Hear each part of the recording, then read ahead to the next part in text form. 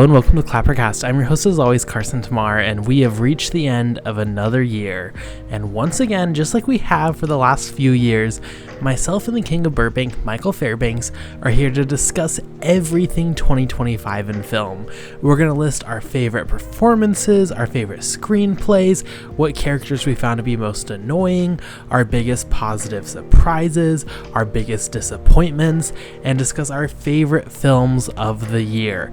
This is a big recap covering everything we saw that we wanted to talk about, and I'm excited to share with you our thoughts on 2025 in film. Thank you so much for listening. Happy New Year, everybody. Let's kick off 2026 right by looking back at the year that was 2025 in film. Hello, Michael. Another year, another one of these episodes. One of my favorite episodes each year. We're since like 2022, 2023. At the end of every year, we come together, we have some categories, we talk about the highs and the lows of the previous year. I cannot believe we're to the end of 2025. An interesting year for cinema, which I'm sure we'll get into. Maybe, in my opinion, not one of the strongest years in history, but it did have definitely its high points. A very funny year. We both attended AFI Fest. We did a bunch of new release episodes. So I'm excited to really get into this year in cinema, talk about these categories, talk about what we loved, talk about what we hated. And let's start off on the positive with favorite performances. Performances that we enjoyed, that struck us. I have a long list. I'll be honest with some of these categories. Normally, I'm pretty good at cutting it down to like 2 or 3. I cheated definitely this year and have a lot. So I will get through some of mine, then we'll cut over to you, and then we'll finish off. First off, when it comes to horror, I know Amy Madigan got a ton of attention this year and definitely deserved, but I think Sally Hawkins, for bringing her back, almost went like under the radar because of how strong Amy Madigan is. When it comes to a performer giving something really, really different than what she normally is, diving into wickedness, but also with this camp element, I thought Sally Hawkins like nailed it and bring her back. A film that I do have complaints about, but definitely not with her. Josh O'Connor had a fantastic year. When you look at defining actors of this year, Josh O'Connor, 4 major projects: The History of Sound, Wake Up Dead Man, The Mastermind, and Rebuilding. I think all of which very, very big variety in performance, but also very strong. Indy from Good Boy, I know we're not going to get into it today. That dog did a wonderful job, a wonderful performance. When it comes to animal performances, very rarely am I bought into the hype. There was that film, oh god, everyone, Anatomy of a Fall, that had the dog in it. Everyone was losing their minds. I did not care about that dog. Indy really got to me somehow.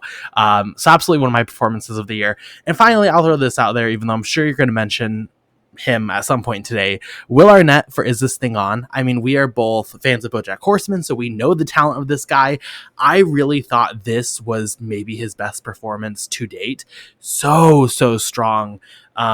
At giving just this broken and kind of pathetic man trying to figure out his life and priorities. Very, very funny, as Will Arnett is obviously, you would imagine, but also very emotional for me. So I do have a few others, but I will take a pause there. Michael, what were your favorite performances of the year? To kind of go through some that I think are more mainstream award season ones, I think my favorite of the whole year is Rose Byrne and If I Had Legs, I'd Kick You, which I just think is an unbelievable Olympic level performance. Emma Stone in Begonia, Elle Fanning in Sentimental Value, Eva Victor in Sorry Baby, Amy Madigan in Weapons, as you mentioned. I know it's probably prohibited to mention one battle after another on this show, but I would put Leonardo DiCaprio on my list, as well as Jacob Elordi. We can also put Sean Penn down for you if we want. We could just like, no, Michael said okay. Sean Penn. That's okay. That's a bit. I really need Benicio to just shut Sean Penn out of the supporting actor nominations. That is my dream for Oba. And then Jacob Elordi in Frankenstein, also remarkable. So to go down maybe my more unique picks, Imogen Poots in The Chronology of Water, which is just this unbelievable depiction of trauma while it's happening and also the after effects. I compared her to Gina Rollins in A Woman Under the Influence at the time, and I still feel very strongly about that. I think it's one of the best performances of the decade.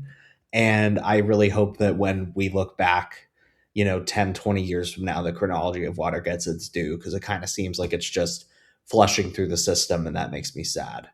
Then we have Lucy Liu in Rosemead, which is a movie that I don't think anyone has seen or talked about, but Lucy Liu plays an immigrant Chinese mother who has to deal with a son who has schizophrenia.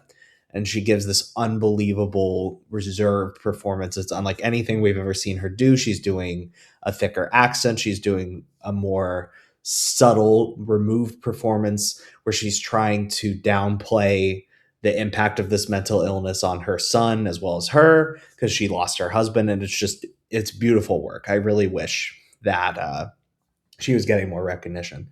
As far as the boys, you're not going to be surprised to hear this one. I think Channing Tatum in Roofman was fabulous. I always love him, but I think that this more melancholy take on his persona really worked. My favorite moment in the whole movie is when he is in despair and he just takes a baseball bat to these Tickle Me Elmos. And I just think that's the kind of moment that only he could pull off.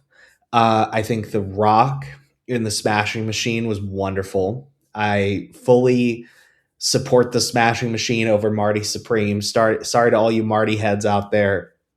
I think The Smashing Machine was a far more difficult, unique in the canon of the Safdie brothers movies.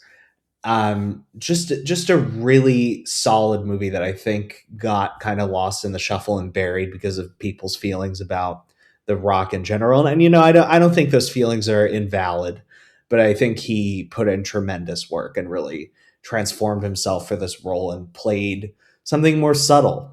And I really enjoyed that. Miles Teller in Eternity, sort of channeling some Albert Brooks ornery, cranky energy into this role as an old man who is desperately trying to win back the love of his wife when she's faced with another option. He's so funny, so utterly charismatic. And I'm not really a big fan of his besides Whiplash. I've really kind of felt that he's faded into the background, or when in something like Top Gun, where everyone's like, oh my God, Miles Teller, Miles Teller. I'm like, he's fine. But in this, it really reminded me why I love him so much and why I think he, why I think he had potential in the first place. And then last but not least, the first performance by this individual that I've loved in quite some time is Joaquin Phoenix in Eddington as this despicable, slimy, COVID denying sheriff who I think he's kind of been trying to build this persona as a guy who always plays these villains or slimy characters. And usually I find, like in the post Joker ethos, his acting to be really over the top and just kind of bad. We saw that in Ari Aster's own Beau is Afraid, but I think in this it's more subtle and it's more of a fully calibrated character that fits well within the story, and it doesn't just feel like he's trying to suck up all the oxygen and attention, and he's really kind of giving something for his scene partners as well. And I know we disagree on Eddington. You'll see Eddington pop up throughout throughout my lists, but I absolutely loved Joaquin Phoenix, and it totally made me interested in his career again. I think it does help that he's playing a villain, because like this year, obviously, well, previously he screwed over Todd Haynes with that film, so he's like kind of a natural everyday villain. And now this year, even worse, because it was announced that Pedro Pascal was filling in for that role, so that like now has ruined the new Todd Haynes movie. So like, I think he's really committed to the villain bit. I agree. So I think fair enough. I also I watched the whole movie and I hated him too. He spends the whole movie hating on Pedro Pascal, so in a way, Honestly, it's perfect. He's a perfect avatar for you. Well, let's not use trigger words today, okay? Please. It's like when you have a dog and you're like bringing them to the lake or bringing them on a walk and you have to spell it out. If we're gonna use the A word, let's spell it out at least. It's too triggering to hear, because I will rant about that. My final few ones I want to mention: Ben Winshaw in Peter Hujar's Day, a film that I think you will agree with. It lives and dies on the performances. There's nothing else in this film. I mean, I like the film a lot, but this film is mainly gonna live and die on his performances, and I think Ben does a fantastic job. Stellan Skarsgård in Sentimental Value, even though he is the lead of that film, and it is shocking that anyone is trying to pass this off as a supporting role. If it defeats Sean Penn, I am here for it. I think that literally might be my favorite performance of the year. And then I have 2 ensemble awards I will give out. First off, After the Hunt. I'm going to try to keep the After the Hunt praise to a reasonable level. I think every single person in that film is excellent performance-wise. And then finally, an ensemble specifically for all the kids of The Plague. I feel like when it comes to, like, especially Best Ensemble awards, and this is something I literally talked about with my film critic circle, people are really overlooking The Plague. The kids in that movie, sorry, Joel Edgerton, maybe you're also good. I walked out of the theater to use the bathroom during your one talking scene. So, like, I don't know, maybe you also deserve this award. But all the kids were fantastic in that film. Youth performances, 2025, were so strong. And The Plague had multiple that were, like, noteworthy, some of the best performances of the year. So I have to give a shout out to those boys. So those are my favorite performances. But Michael, our favorite activity here is to shit on people. We like to hate things. But before you do, I did want to mention something. Sorry. You brought up the ensemble thing, and I have Sinners as my ensemble. And I just forgot to mention it because I think that there is not a single performance in that movie that towers over the rest. But in any category, I would put any given actor. Really just phenomenal across the board work in Sinners. And you could fill every acting nomination category with Sinners as far as I'm concerned for this year. But I was trying to fill my list and not just give really obvious picks. And it started out with me just going Sinners. I was like, I need to just put it in ensemble. But I will say that I'm definitely hoping to see Wumi Masaku and Miles Caton nominated in their categories in particular. We know Michael B. Jordan's getting it. But I'm hoping to see recognition for them as well. Maybe Delroy Lindo also. I agree. Sinners, great cast. You'll see Sinners in my list later. I found it very hard to honestly, like, place Sinners in certain categories, but, like, I do think it's overall a fantastic film. Let's get into most annoying performances, because of course there are people we hate, our ops. Again, a long list, but I will go first. Robert Pattinson, I'm so sorry to do it to you. Mickey 17, one performance okay, one performance for one of the most annoying, worst things I've ever seen in my life. It's okay. I agree with you. I love him, but he barely didn't make my. I think it's his worst performance. And he's an amazing actor. I really love him in most things. I thought he was very good in Die My Love, although not spectacular. But mostly redeemed himself for Mickey 17. And overall, I did not like him in Mickey 17. And he overall has the filmography to where I can excuse a Mickey 17 if it's once in a while. But that was really rough. Mark Hamill it was a big swing. Like, he just, I think he really went for broke, and I respect that. And maybe some of it is just bad direction because a lot of the other performances aren't good in it either. Mark Hamill in The Long Walk, a film that I found very impressive. I really enjoyed The Long Walk. Mark Hamill is, like, horrific in it. I literally, every single time he comes on screen as that commander on the back of the truck or general or whatever he is, completely took me out of the movie. Amanda Seyfried for The Housemaid. Not the other one, though she's not great in that either. In The Housemaid is horrific. I mean, I went to that movie expecting Sydney Sweeney to be a little bit rough, maybe. I was not prepared for how unhinged she is and just how terrible it is. Bill Skarsgård in Dead Man's Wire. I saw a lot of Jim Carrey in this performance, but it's him, like, authentically trying to give a dramatic performance. Didn't really get that one.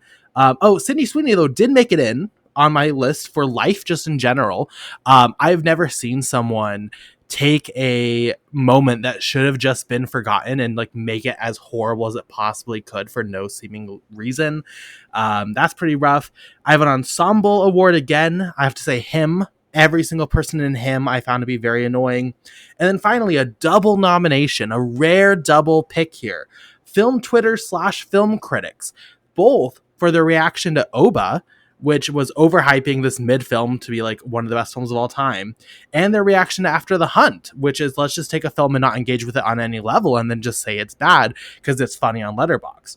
I would say both of those really earned film Twitter mentions with most of annoying performances, as both were also very performative. Michael, I would love to hear who annoyed you this year. So to start off, I'll go with someone who always annoys me, although I must admit, in his new television series, I'm kind of starting to get it. Tim Robinson in Friendship. Maybe the worst comedian to ever annoy me in history. Loud, obnoxious, kind of goes for a laugh on every single line in a way that I find really cloying and irritating. I don't really think that he's capable of disappearing into a character or portraying anything authentic. And I get that, like, for Twitter people, that's kind of the point. They just want to share his little clips, and I don't, God only knows. But to me, he's a Twitter comedian, extremely unfunny, and in Friendship, which could have been a really great, unhinged examination of male loneliness and isolation, he just turned it into shtick in a way that I really disliked. Although, like I just said, I I'm growing on he's growing on me a little bit with the chair company, which I think uses his persona a little bit better, and he's reeling himself in somewhat. So one good project for him, I suppose. Next, I've got Vincent Cassel in The Shrouds, who delivers in a movie with a really interesting premise, an almost Tommy Wiseau level of just vacant, irritating, dead-eyed, just lethargy that just really took me out of the movie every single moment he was on screen. I think I would have liked the movie 25% more if anybody else had starred in it. Then I've got, in a double nomination, India Moore and Lucas Sabat in Father, Mother, Sister, Brother, who completely derail that whole movie by acting like two lovers when they're supposed to play brother and sister. Just really strange chemistry there in a movie that's already strange, already aggravating, but at least well acted. And then they just totally ruin it. And then maybe the most would be Ben Affleck in The Accountant 2, who takes a performance in the original movie that was actually very subdued and subtle and cool and turns it into a strange comedic autistic stereotype that I would say veers fully into offensive territory. It's a step below Radio with Cuba Gooding Jr. And it's just really rough to watch. And I think The Accountant had a lot of potential as a franchise, but I never want to see that character again now. Brutal. As someone who's never seen The Accountant 1 or 2, I guess I will be sticking away from that franchise. But sad to see. Let's go ahead and let's combine a couple of these categories. Favorite screenplays and favorite directors, I think probably are going to go pretty hand in hand. So if we have any big, unique ones, we can share those. I will say, though, for both senses, After the Hunt, All That's Left of You, really strong. What Does That Nature Say to You? I think Hong Sang-soo's masterpiece. If you want to experience that director and kind of what he's brought with his career, I would definitely recommend that. Rebuilding had a fantastic screenplay looking at identity and loss. Final Destination Bloodlines. I know it's like still a Final Destination film, and I'm a fan overall of the franchise, I would say, but was super clever, I thought, when it comes to like bringing these franchises back. Halloween ultimately kind of went off the rails. Don't really like the new Scream films. I know he did last summer from This Year Alone was pretty bad, but I thought this was like a standout film that I still definitely could have fun with and still think about often. And then for directing, Bradley Cooper, is this thing on? He goes 3 for 3 here. He's fantastic. Kristen Stewart, Chronology of Water, you kind of talked about this. To have that much confidence and that much ability in your directorial debut, I think is like, it's jaw-dropping, to be honest. It almost doesn't feel like real. And then finally, in more action turns, I must shout out James Cameron and Christopher McQuarrie for Avatar, The Fire and Ash, and Mission Impossible, The Final Reckoning. Especially with Mission Impossible, those guys just know how to craft action. They know how to craft tension. Maybe both films have some issues with screenplay that we've talked about, but certainly I think the directing in each is genuinely quite phenomenal. During that submarine sequence in Mission Impossible, I literally was like at the edge of my seat. So definitely, I would shout those guys out. What are your favorite screenplays and favorite directors? The person I want to win the Oscar is Ryan Coogler, handily. But if it were possible, the one that I would maybe even give over Coogler would be Danny Boyle for 28 Years Later, who redefined a style that he also innovated with in 28 Days Later by delivering this mournful, deep fried, just absolutely evil energy zombie apocalypse film that I think transcends that genre by being a story about creeping loss, father son tensions, all kinds of really deep, resonant themes, while also being really just terrifying and very kind of visceral in its violence. I really think it might be a career best movie for him, and I'm really hoping, even though I know he's won Best Director, that he gets another. I think we're about to enter a great late period for him because he's about to take on the story of the Murdochs in a different movie, and maybe that'll be more palatable for the Academy. I would also mention Benny Safdie for The Smashing Machine. Love how that movie was shot. Love that it almost has this like documentary feel to it, this voyeuristic feel to it, which is something that I think Marty Supreme really lacked. Marty Supreme was kind of just all the razzle dazzle of the Safdie movies, but I think Benny Safdie in The Smashing Machine shows the depth and the atmosphere, even if it was maybe not as boisterous. But I really think he's catching a bad rap compared to a much lesser film, and I really just have to shout him out.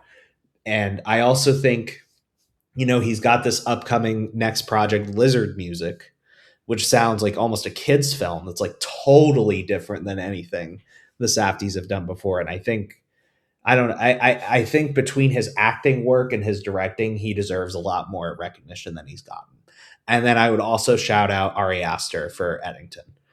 Such a tightrope walk, such a fraught story that could have, I mean, I think you think it did, but it could have easily veered into like an offensive cartoon. But he really reins it in and makes it into something that feels grounded even when it's a little freaked out. And there's just some amazing visceral sequences towards the end. Those would be mine. To be fair with Marty Supreme, the guy already died, so they couldn't include a 5-minute scene at the end where the real guy is shopping in Costco and like checking out and saying goodbye to the audience. So that's not You're right. exactly a fair I didn't like comparison. that. I didn't like that ending.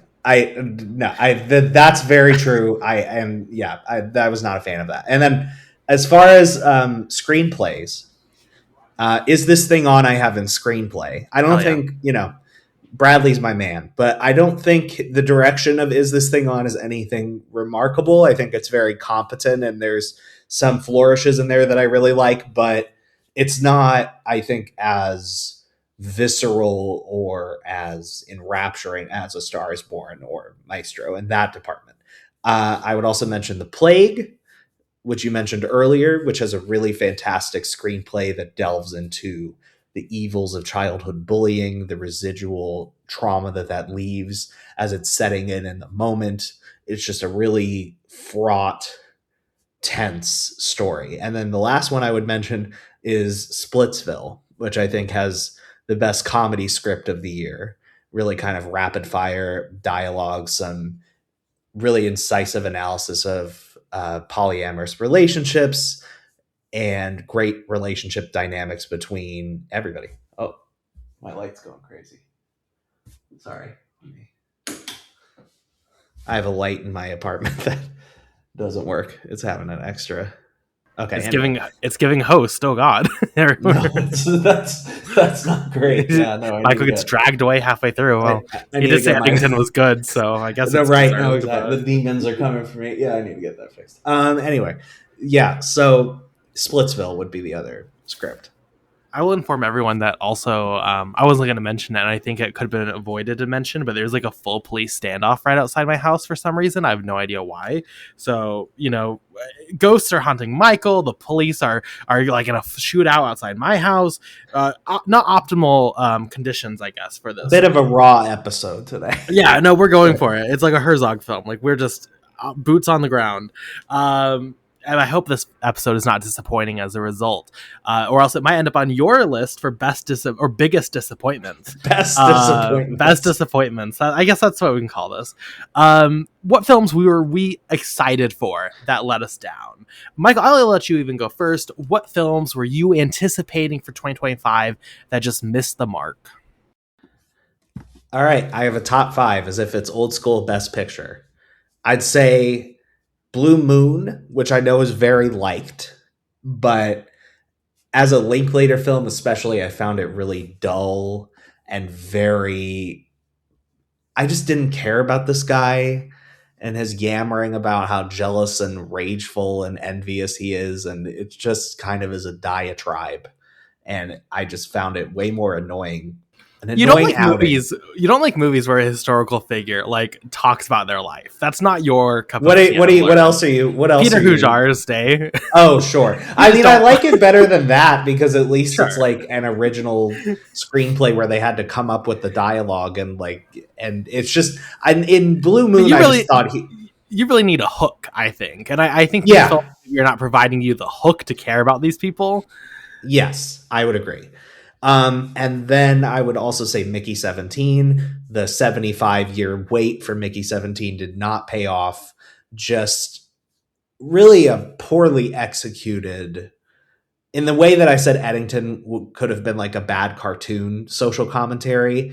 That's what Mickey 17 is to me. Just so over the top, serves a message on a silver platter. Everybody's just at 11, but not really giving us anything, and it's an adaptation of a book that I just thought was okay, but when I saw the actual movie itself, I was like, wow, maybe that book deserves a Pulitzer Prize after all. Then I would say Superman, really something I had such high hopes for.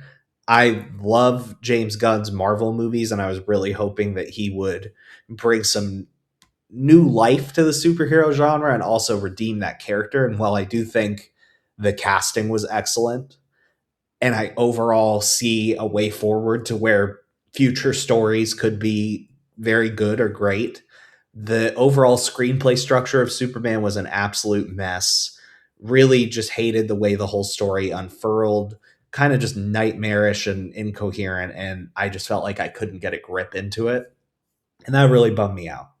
But, maybe he'll redeem it with Man of Tomorrow. But overall, between Peacemaker and that, I'm not impressed with his DC, and Supergirl is not looking good. Then I would say Shelby Oaks.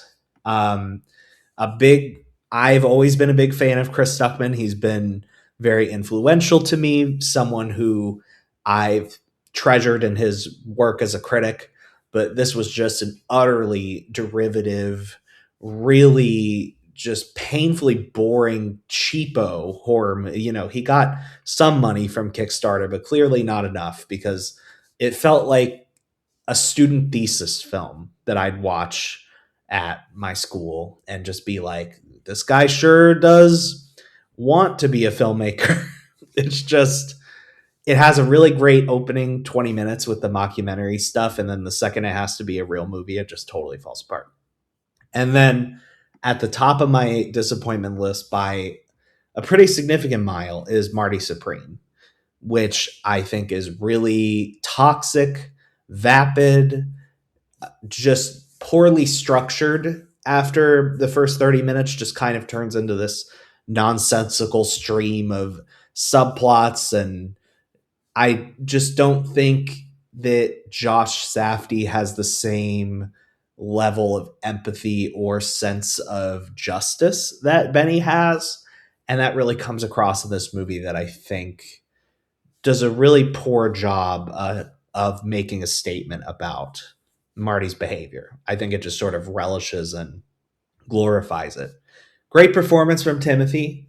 But beyond that, nothing for me. Fair enough. For me, I have a few. Obviously, Megan 2.0 really missed the mark. Should have just been camp queer comedy. Never trust horror with straight men. That's like my number one rule in life I can give you, and it will always turn out true. The Running Man, horrific. What a terrible, also just adaptation. Wake Up Dead Man, I thought was pretty poor. And then my final two are in a very similar category. Both Eddington and Hamnet are on my list. I really loved these directors. And then their most recent work, whether it's Beau is Afraid or Eternals, were just horrific. And at least with Chloe Zhao, I was like, well, that's probably not her fault, though. It's Marvel. And then you turn around and you release these two stinkers, which Eddington, find our episode. Problematic, confirms everything about this guy's politics that I just like really think is gross and not good. And then Hamnet with Chloe Zhao, she's mastered how to make the American drama with Nomadland and her films previously.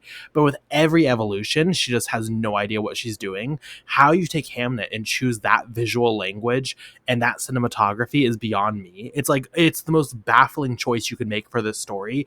And while I'm excited to see her continue to experiment, it just kind of confirmed to me, like, it's very like Wes Anderson. Wes Anderson, a couple years back, would have been on this list, but now I just go in and I expect what I get, and it's not good.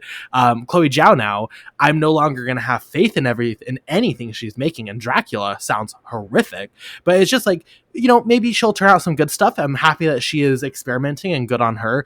I just think it's really exposing maybe some of her flaws as a filmmaker. And then same with Ari Aster. As long as he's touching politics with a 10-foot pole, I have no interest, just because I think he find our episode. I really find him to be quite disgusting with his politics, but alas. Let's go to biggest surprises, things we were not excited for, the other side of the coin, that really delivered to us. And I have a strong list here. Jay Kelly, Noah Baumbach breaks from that list, exactly what I was talking about. A couple poor Baumbach features in a row. I was like, we'll see what happens. Jay Kelly was phenomenal. Kiss of the Spider Woman, had no interest in that film, and it really emotionally touched me. Father, Mother, Sister, Brother won the Golden Lion. Everyone was like, oh my God, it was the worst film at the festival. I went in, literally, I was like, oh my God, I just should skip this screening, but I know I'm going to hate it. And I'm just going to see it anyway, just to get it out of the way. And I loved it. Oh my God, it was so fun. Dangerous Animals. There was a good like shark attack movie this year. That never happens. Dogman was incredible in January. It still is my favorite animated film of the year. I cried during it. The SpongeBob movie, Search for SquarePants. So funny. It felt like classic SpongeBob again. I'm so happy I ventured out to see that during like a literal hurricane in LA. It Ends, Letterbox Video Store, come through. What a strong thriller that, like, I've never seen a Shyamalan film that is like, it feels like a Shyamalan film in many ways, but it never jumps the shark. It never finds a stupid turn. Like, it just stays consistently good, which I've almost never seen. And then finally, Champagne Problems on Netflix. Myself and Paul developed this new habit of watching every single terrible Netflix Christmas movie. And normally they're like 1-star films. I mean, these are literally horrific films. And then Champagne Problems was like weirdly fun, more gay than the other one, so maybe that helps. But it was genuinely enjoyable. And for a Netflix holiday feature, that is like the golden standard. That's like a revelation. So even if it was like 3 stars, still very, very impressive, I found. What films surprised you this year, Michael? Starting out strong with Eddington. Hated Ari Aster's Beau is Afraid so much. I was like, this is gonna suck. It's gonna be. I don't think Midsummer's that good. The only one I really like is Hereditary, and then Eddington really just kind of blew me away. But we've talked about that ad nauseum. There was a day on Netflix where I heard about this little animated movie, and I talked to my partner. I was like, listen, we'll take an edible. If this movie is bad, we can turn it off 10 minutes in. And the movie was K-pop Demon Hunters, which just became this massive sensation, and I think deservedly so.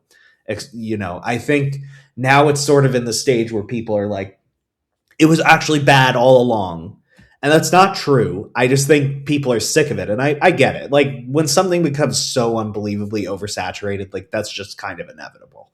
But I genuinely don't think I have ever seen something quite like that in the sense of how it bends genre, incorporates an entirely different genre of music into an animated film that isn't, we've had kind of the stale musical theater style of animated musicals forever, and this brought it into the modern age, and I think kind of created this really cool mix of like mythology and stan culture, and it feels like a truly modern animated movie, and I love it and am unapologetic about that.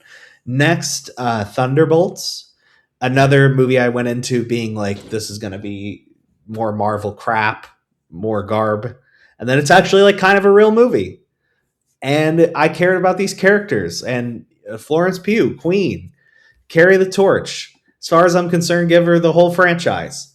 Then we've got Happy Gilmore 2, which, I absolutely love the original, yeah, as a nostalgic movie, but I sort of just expected this to be kind of typical modern Sandler crap. And then it actually, I thought, had a pretty heartfelt story, and it had this kind of wistful relationship with all of the actors and cameos who died in the original. There's a great scene where him and Shooter McGavin have like a fist fight in the graveyard, and you see all the graves of the actors who passed away in between, which I thought was like kind of beautiful in a very stupid humor sort of way.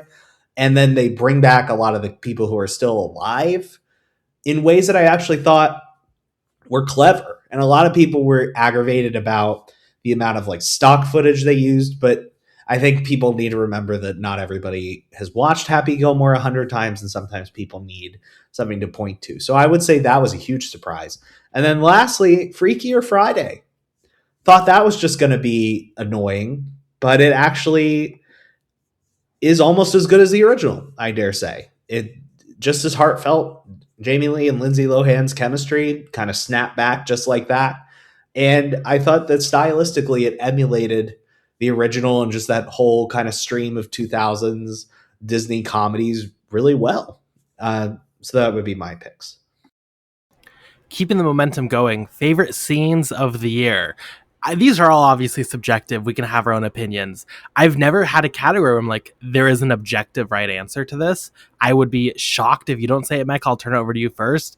But just beware, there is a single right answer to this question. Favorite scenes of 2025.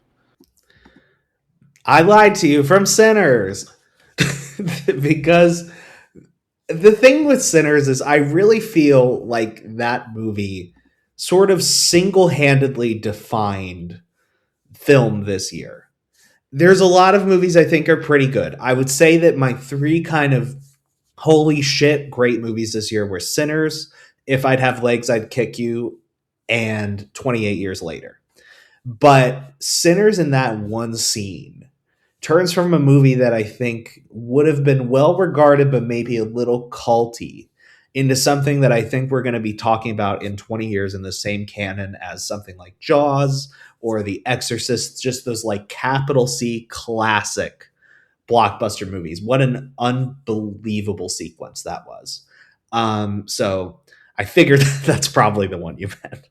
No, I actually meant when Cam's mom was dancing during the Eras tour in the documentary for the Eras tour, but I guess Sinners was also there. No, I mean that Sinners is it's fucking phenomenal. It's one of the best scenes I've ever seen on the big screen. It really is just like unbelievable. It is defining. It is the single defining scene of 2025. Absolutely. I mean, I'll also throw out, I think the ending montage to Train Dreams is phenomenal.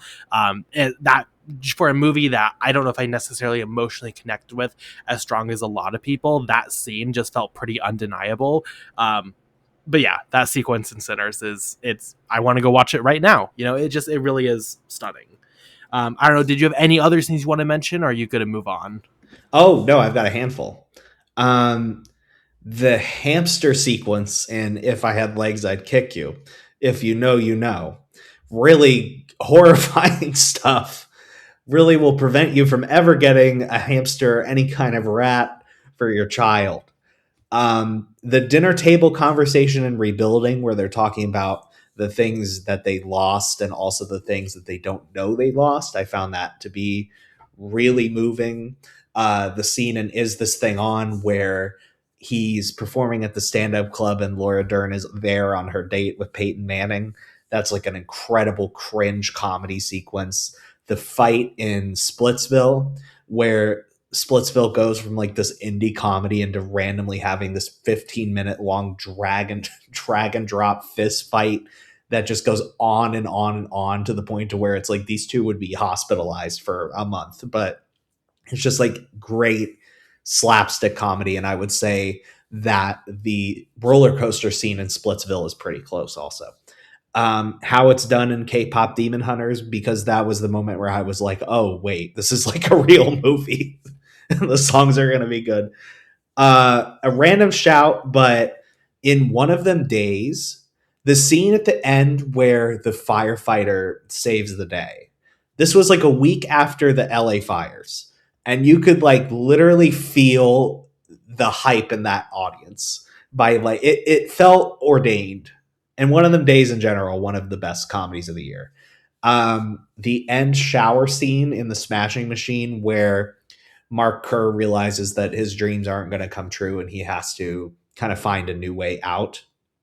I really love how the Safdie brothers movies usually end with the character losing or failing, which is something that I can't say for all of them. But in The Smashing Machine, I think that there's something very beautiful about the fact that like he lost, but there's a certain uplifting quality in knowing that he's free from needing to win and needing to be that champion. And then last but not least, I would say the scene where Gladys kills the gay couple in Weapons, because that's what the moment when Weapons turns from a mystery box movie into like, oh, this is a monster movie about a creepy old witch. Like that kind of realization and what she does to those two guys is just awesome. It's just awesome. And it's just Weapons is so iconic, and I really hope that Elle Fanning or Amy Madigan take the Oscar, because as much as as much as Sinners is definitely the horror movie of the year, Weapons is pretty close. Elle Fanning would be my personal pick. I love her in sentimental value. From Weapons, I will also throw out the ending with Amy Madigan's character. I guess I won't spoil it, but like what a fun sequence. And then learning behind the scenes how that was shot and everything, super worthwhile. Definitely some good scenes in 2025. Michael, we are moving on though to our final two categories. Our worst films of 2025. Let's start with just the real stinkers. I have to say, Mickey 17 was a disaster on all fronts. It's one of the worst movies I've ever seen. A very Jonas Christmas. I know the Jonas Brothers Christmas special was not going to be good, but I'm like cannot believe how bad it was, to where every single person. I'm sorry, I enjoyed it. So it was valid. Like, so it was valid. Just as like it was so corny in like an endearing way, and I just really thought that their chemistry was fun, and you know, it wasn't anything amazing, but like for what it could have been, I actually enjoyed it. I saw that you hated it, and I was just like, I actually liked it. Made me wonder how they were so broke that they needed to accept that, because they've been on tour, but like valid to all the Jonas stans out there, you know, valid. 100 Nights of Hero, I thought was horrible. I think number one, like problematic, and no one is talking about how problematic it is, because everyone's just like 4 stars. We love Charlie. Who's nobody saw like 1%. Well, Letterboxd will make you think every Charlie stan saw it. Not very brat coded, to be honest, but it was horrific. It was a horrific movie. The best part, though, I will say, it was one of my favorite watches of the year, because we just threw it on, myself and Paul, not knowing anything about it, and I was on Letterboxd looking it up, and I see Charlie's in it. I was like, oh my god, Paul, do not look up this movie at all. The reveal was so good. War of the Worlds, I feel bad even saying this was that horrible, because it's like a COVID production that just like never got released, so like you're dealing with a global pandemic, but it was pretty terrible. I mentioned before I watched a lot of Netflix Christmas stuff. Jingle Bell Heist was easily the worst. Oh my god, that film where they have to break into a holiday store and of course they fall in love throughout it. It makes no sense. It's not fun. It's terrible. But the worst film of the year, it has to be Him. Him was like horrific. I mean, and this is a movie that beforehand had so much hype, and I was like, I think it's gonna be good, but it definitely looks like it's making swings. And when you make swings, like it's very easy to mess up. Every single swung missed in this. The performances are awful. The editing is obnoxious. It doesn't build to anything. It's like the most abrasive film I've ever seen in my life. Where I just like, I wanted to leave. I would have left. It was just bad. Michael, what are your least favorite films of the year? I'll give you my bottom 10. Phoenician Scheme at number 10. More Wes Anderson, Drek. It's just not for me, guys. And if it's for you, that's great. Uh, then Wicked for Good at number 9. Really unwatchable after a great first film. Just sort of a nightmarish tour through the But they original Wizard of changed Oz. for good. They changed for good. They sure did. And people will tell you that's the deepest, most beautiful, meaningful scene. And I'm sure through Oscar season, we'll have to hear about Ariana and Cynthia talking about the scene means that they changed for good. But, okay. Then we've got the Brain Rot Jamboree, Five Nights at Freddy's 2. Not much to say about this one other than it's bad, just like the first one. Then Continental 25, which is a movie nobody's heard of. I saw that at AFI. It's directed by this guy, Radu Jude, who I suppose has a cult following for reasons I'll never learn because I won't watch anything this guy makes ever again. It's a movie about a landlord who has an unhoused person die in one of her properties, and then she talks to everybody she knows about why it's all about her and why she feels bad about it. It's miserable. Then we have Guy Ritchie's Fountain of Youth. Sorry to my king. I love Guy Ritchie. He's one of my faves. Love his crap, love his great ones, but this one was just kind of generic streaming slop, and I'm really, really surprised that he did it. Accountant 2, for all the reasons I mentioned. Fantastic Four First Steps, which was sort of the opposite of Thunderbolts, where I thought I was going to see, something that revitalized the Marvel brand in some way, something that had a unique style, a unique take, and it was just dull as dishwater, and it was all just kind of aesthetic bells and whistles, but no actual chemistry or depth. And no, it's like trying to convey this whole thing of like, oh, they're this family and they love each other, and there's just like not an iota of chemistry. You might cancel me for this, but next is Bambi the Reckoning, which I certainly didn't expect anything great out of, but boring soap opera with 5 minutes of Bambi doing off-screen kills.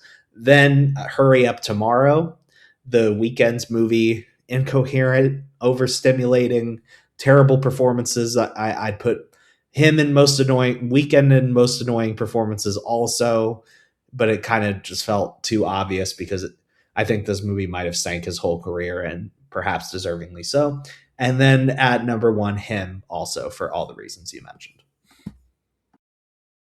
Yeah, pretty brutal. With that, let's go to favorite films of the year. We've already talked about a lot of these, but I'm just going to go through my list. Is this thing on? Again, and the wildest thing about this is I've given this so much praise today. I think this is probably my least favorite of his 3, but like it's still that good. I think people really underestimate. I'm preaching to the choir right now on this call, but I think people really underestimate him as a filmmaker. Can't wait for that Maestro reanalysis that's definitely going to come. A Star is Born is also going to get like this other wave of attention soon, I guarantee you. Like just such a good filmography. Plain Clothes, super emotional. I think a defining queer text of the year. Go watch that movie. The Voice of Hinra Job. I will be honest, I think, and this movie is super powerful, super emotional, obviously, with telling this true story through the real phone calls of this girl who gets brutally murdered in Gaza. I I think a lot of people are kind of underestimating the skill and the effort of both the actors and the filmmaker behind this because it's so obvious to focus on the real emotions and the real text and the real media being used. I think this director, when you look at her filmography through The Man Who Sold His Skin and Four Daughters, she already was one of my favorite filmmakers, and this feels like a final evolution of what she's been building to. And then I think all the performances here are fantastic. Some of my best performances of the year. All That's Left of You, another film looking at Palestine, specifically the generational trauma, and kind of challenging you to say, like, you can't really understand the current moment if you don't understand what has happened for the last 60 years. A very, very well made film. After the Hunt, I mean, I am a Lucas stan, to be fair, but like, I genuinely think this film is perfect. Every watch, every thinking of it, I think is just like, I'm not someone who I'm like, oh, it's a step behind where he's been. I think it's just up there with all of his 5-star films as of recent. And then finally, yes, my favorite film of the year, The Chronology of Water. We've talked about it. It is, again, a massive trigger warning. If you're going to go see this, make sure you're okay with all the content. But when it comes to abuse, trauma, I don't know if I've seen a picture that is this thoughtful, this meaningful. It's very artistic and setting, and I totally get why that might be abrasive to certain individuals. But for me, it spoke to me on like the super raw level. It transcends to me everything else on my list and everything else I've seen this year to be in its own category, basically. Michael, what are your favorite films of the year? A couple honorable mentions. Dust Bunny, which I probably should have put in director.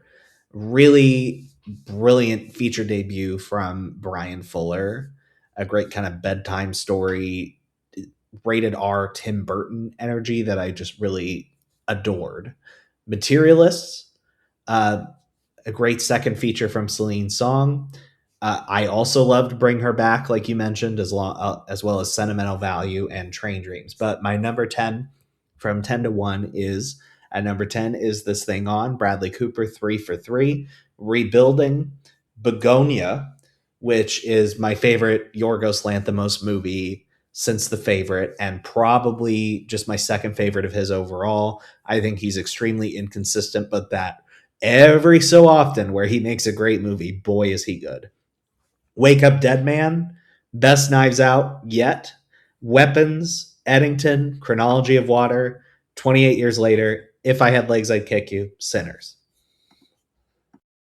Easy. And with that, those are all of our categories. What a wild year. I guess, Michael, this is a little bit informal or informal. How did you feel about the year overall? I think for me personally, this is a year that, while yes, there were many strong films, when I look at a lot of the films in award season, and granted, this isn't necessarily rare, but like, I really think this film was a testament to how important it is to like seek out independent cinema, international cinema, these smaller titles.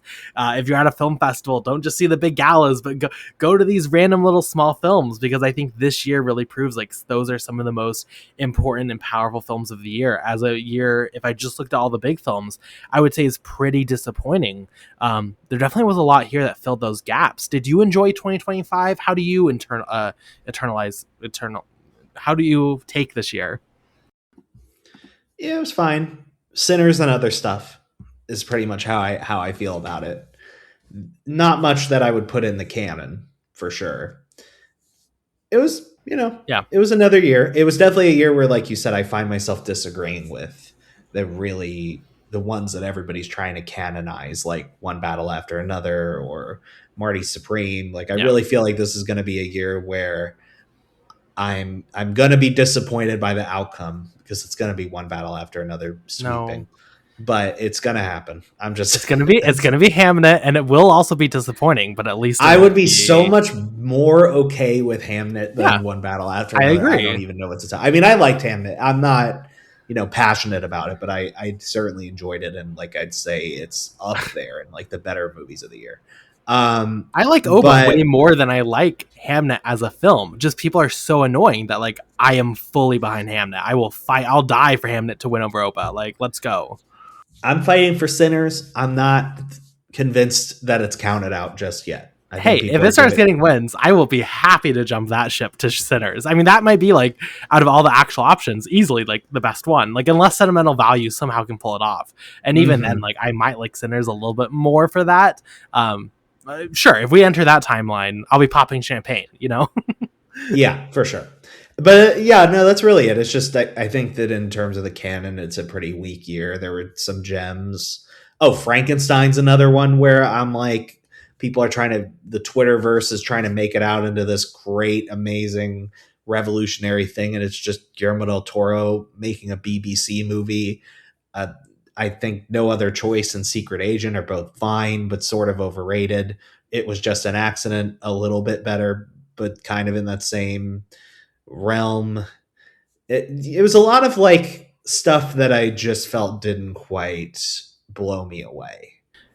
Not everyone can live in Toys R Us. You know, not everyone can achieve that level of Not greatness. everyone can live in Toys R Us. And honestly, Roofman, I have at number 19 right now, but I could see it on a rewatch breaking into the top 10. I mean, I love Roofman.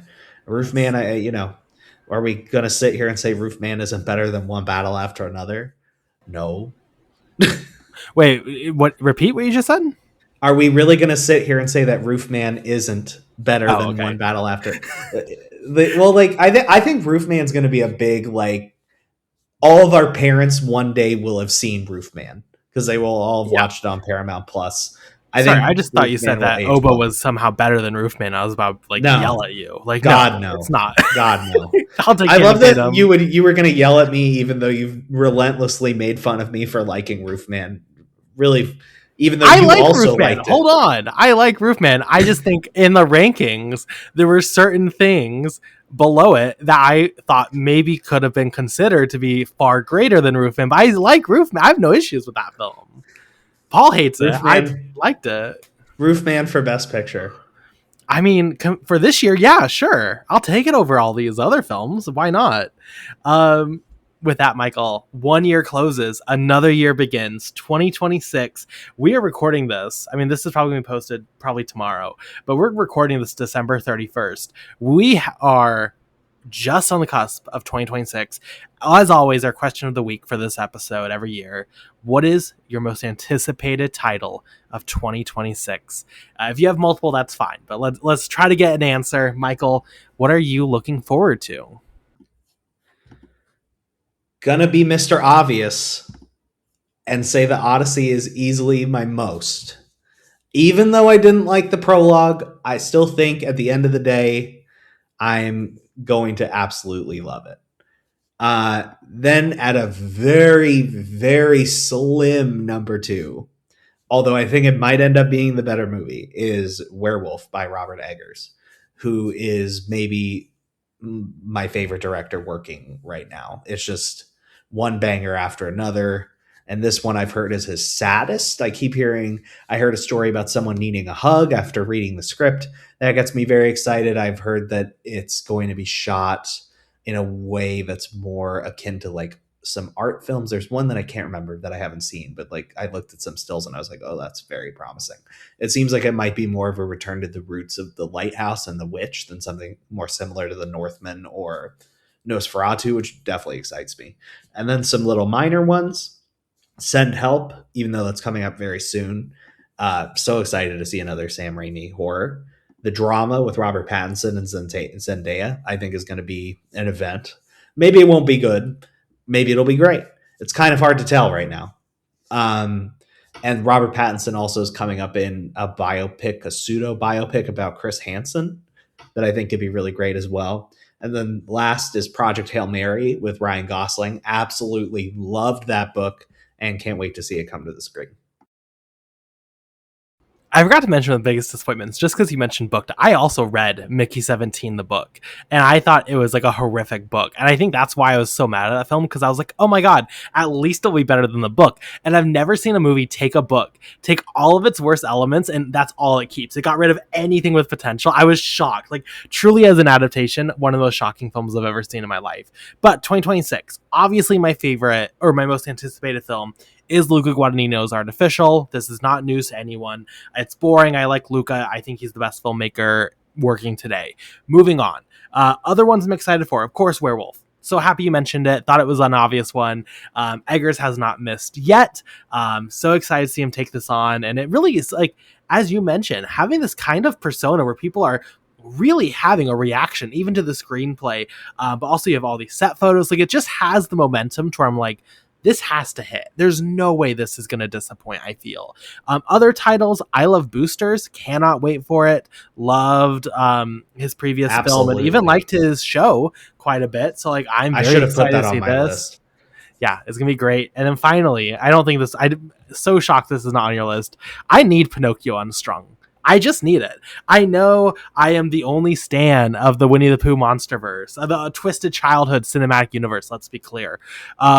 I know I'm the only stan of it, but this film has had these sick behind the scenes videos and footage since like earlier this year. It's been delayed a bunch. You have some great actors in here. The voice of Freddy Krueger. Like, I am so excited for Pinocchio Unstrung. We will be going together, Michael, so get ready. But I cannot wait. So I am so excited for all those films. But yes, of course, Artificial is my number one. With that, that's going to do it for our recap of 2025. Thank you so much for joining me, not just on this podcast, Michael, but throughout the year, and everyone else who's joined me on the show this year. Where can we find your work on the internet? King of Burbank on Letterboxd, TikTok, Instagram, and Film Obsessive, and For Real for written reviews. I just took on a couple new publication gigs, and I'm hoping, maybe for more even in 2026. We're leaning into the writing this year, and that's exciting for sure. And I also hop on the podcast For Real. We just talked about Avatar Fire and Ash, if you want to see me have yet another conversation about it. Yeah. And you can find me on Blue Sky Letterboxd, just Carson Timar. Thank you so much again for listening, for joining us throughout this year, and let's make 2026 even better. Goodbye.